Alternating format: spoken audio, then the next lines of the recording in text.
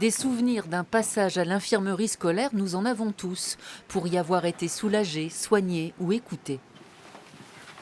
On a quand même différentes chambres avec des lits pour les élèves qui peuvent pas forcément repartir chez eux tout de suite. Il y en a qui habitent très loin. Le fait de pouvoir s'allonger un petit peu, quelquefois, ça peut aider pour repartir en cours peut-être un peu plus en forme.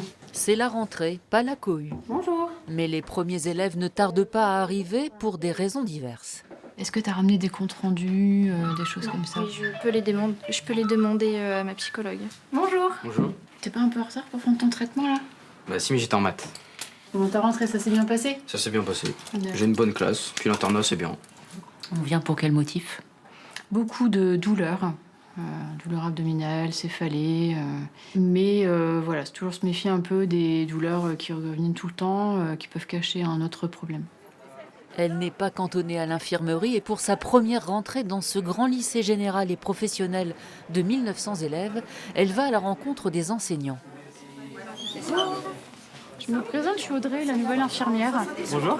On peut faire appel aux infirmières parce que ça va être des alliés qui vont pouvoir essayer de recevoir le jeune, l'écouter, voir si effectivement il y a quelque chose ou si on s'est inquiété pour rien, parce qu'ils n'ont pas du tout la même relation qu'avec nous les enseignants.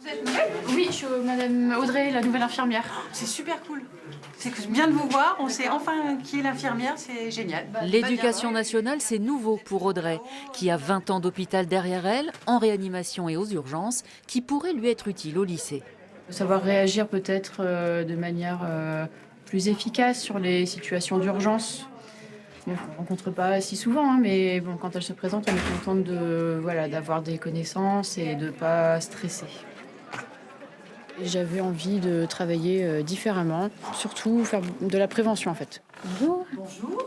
C'est un changement au niveau du rythme de vie, c'est sûr. On a les vacances scolaires, hein, de toute façon, qu'elle est sur celle des enseignants. Et le salaire? Alors, le salaire un peu moins important aussi, évidemment, puisqu'il n'y a pas les nuits, les week-ends. Voilà, c'est un choix. Faire le deuil des soins n'empêche pas d'être un maillon essentiel pour accompagner le mal-être des jeunes ou prévenir le harcèlement. Si vous êtes embêté, quelquefois on est embêté, c'est pas forcément du harcèlement, mais voilà, pas hésiter à débloquer la situation tout de suite, pas laisser traîner, pas attendre, d'accord? Tout ce qui se dit à l'infirmerie ne sera pas répété à vos enseignants, au CPE, etc., d'accord? On travaille ensemble, oui, mais ce qui se dit à l'infirmerie reste à l'infirmerie, d'accord? Si les journées ne se ressemblaient pas à l'hôpital, sûr que la routine n'aura pas sa place non plus à l'infirmerie, où 4300 lycéens sont passés l'an dernier.